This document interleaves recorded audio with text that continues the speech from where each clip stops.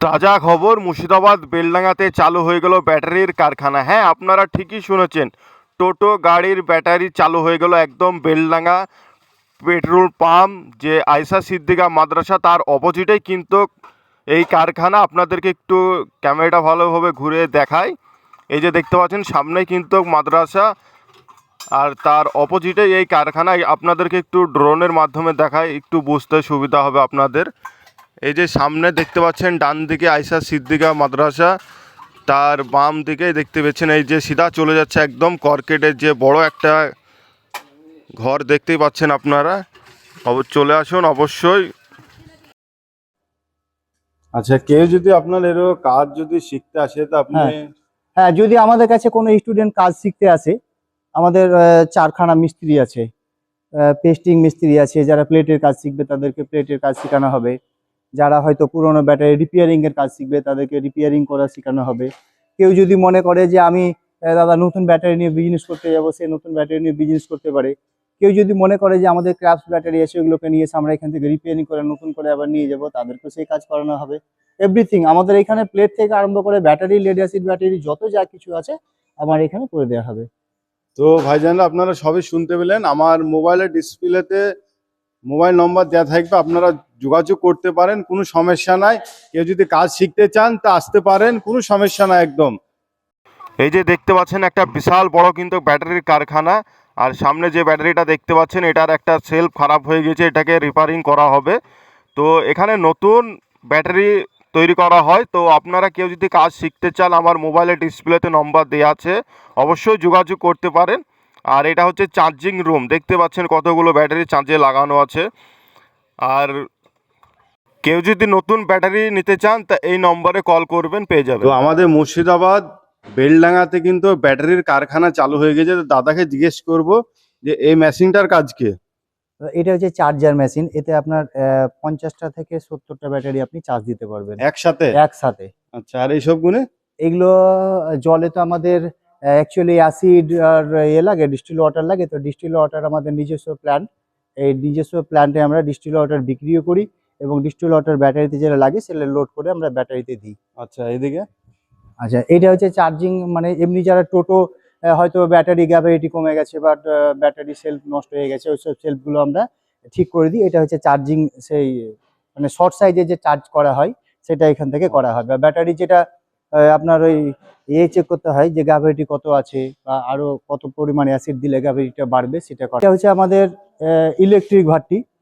মানে এখানে সীসাগুলো, হ্যাঁ, এরকম সীসার বাট থাকে, সীসাগুলোকে গলিয়ে এই যে এগুলো জালি আছে, এই জালিগুলোকে আমরা তৈরি করি। এটাকে গ্রেড কাস্টিং বলে। এই জালিগুলোকে আমরা এটা তৈরি করি। আচ্ছা, এরপরে আবার মশলাগুলো তৈরি হয়, যেমন এইখানে বিভিন্ন রকম ডাইস রয়েছে। গাড়ি ব্যাটারি লেন, টোটোর ব্যাটারি লেন, আপনি ইনভার্টার ব্যাটারি লেন, সমস্ত সবকিছু এখানে ডাইস রয়েছে। এই ডাইসগুলোতে এই জালিগুলো তৈরি করা হয়। আচ্ছা, এটা হচ্ছে আপনার আমাদের অ্যাসিড স্টক ঘর।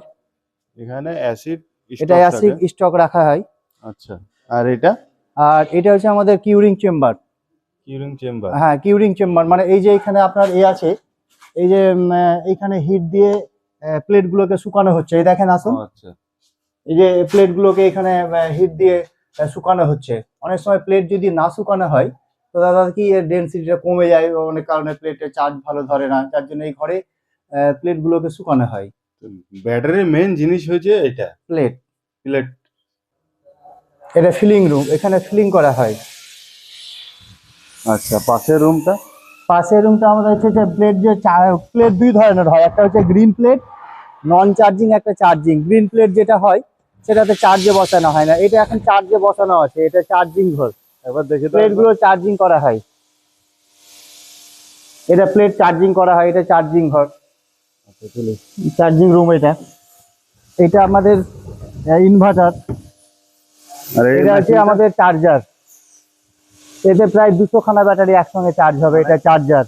একসাথে 200 খানা ব্যাটারি চার্জ দেওয়া যাবে? হ্যাঁ, একসঙ্গে 200 খানা ব্যাটারি চার্জ দেওয়া হবে, এটা একটা চার্জার। আচ্ছা, আর এইসব গণিতে কি কাজ হয় আপনার? এইগুলো যে দাদা ওই যে এগুলো আছে, নেটটা আছে, দাঁড়ান দেখাই আমি। এই প্লেটটাকে এইখানে মশলা দিয়ে হয়, ওই মশলা আছে ওইখান থেকে মিক্সিং হয়ে আসে, দেখুন এইখান থেকে মিক্সিং হয়ে আসে। এই যে মিক্সচার মেশিন রয়েছে, দুখানা মিক্সচার মেশিন রয়েছে, অটোমেটিক মিক্সচার মেশিন রয়েছে। এই মেশিন ওই আমাদের সীসা মশলা দেওয়ার পরে এইখান থেকে সেই মশলা মিক্সিং হয়ে যাওয়ার পরে ওইখানে গিয়ে ওই মশলাটা পেস্ট করা হয়। আচ্ছা এইসব প্লেটগুলোকে আমরা যে প্রথমে যেটা পেস্টিং হয়ে আসে ওইগুলোকে আবার এখানে শুকানো হয়। আচ্ছা এখানে আবার এই প্লেটগুলোকে শুকানো হয়। এই প্লেটগুলো অ্যাকচুয়ালি কার্বন জমে যায়, রাস্ট জমে যায়, হুম যার জন্য এই মেশিনটাতে এইখানে সেটাকে ঢুকিয়ে এইগুলোকে পলিশ করা হয়, যাতে কার্বনটা না ঝালাই করতে, ওয়েল্ডিং করতে যাতে ভালো হয়। আর এইসব গুলো এই মেশিনটা রয়েছে দাদা আপনার ওই ব্যাটারিতে, যে আমাদের কোম্পানির ব্যাটারি কিনা, তার জন্য এটা মানে লেভেলটা মারার। লেভেলটা মারানো হয় এখানে। আচ্ছা আর এটা এটা হচ্ছে ইন্টারসেলিং মেশিন। এই যে প্লেটগুলো রয়েছে, হ্যাঁ এই প্লেটগুলো ব্যাটারির ভিতরে যেটা থাকে সেল, সেগুলো এই মেশিনের যে ইন্টারলক মেশিন, ওই সেলগুলো একসঙ্গে লক হয়ে যায়, লক হয়ে যায়। এটা ইন্টারসেলিং মেশিন বলছে। আর এটা এটা হচ্ছে আপনার হিট সিলিং মেশিন। ব্যাটারি যে অ্যাসিড জল যাতে বেরিয়ে না যায়, হুম। যার জন্য এই মেশিনকে আপনার 300 থেকে 350 400 যে এরকম হিটের দরকার হয়। এই হিট দেওয়ার পরে কন্ট্রোল প্যানেল সমস্ত সবকিছু ঠিক করে দেওয়ার পরে ফিক্সিং লাগার পরে এই ব্যাটারি দিয়ে ওই মুখটাকে, ঢাকনাটাকে সিল করা হয়।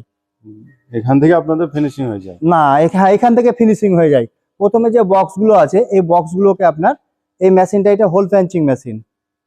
এই মেশিন দিয়ে প্রথমে বক্সটাকে এখানে করা হয়, পাঞ্চ করে, ফুটো করে নেওয়া হয়, হোল করে নেওয়া হয়, আচ্ছা যে এক পার থেকে আরেকটা সেল যাতে থাকে, মানে জয়েন করার জন্য যে ইন্টারলক হয়, ওই এই মেশিন, এটা হোল পাঞ্চিং মেশিন।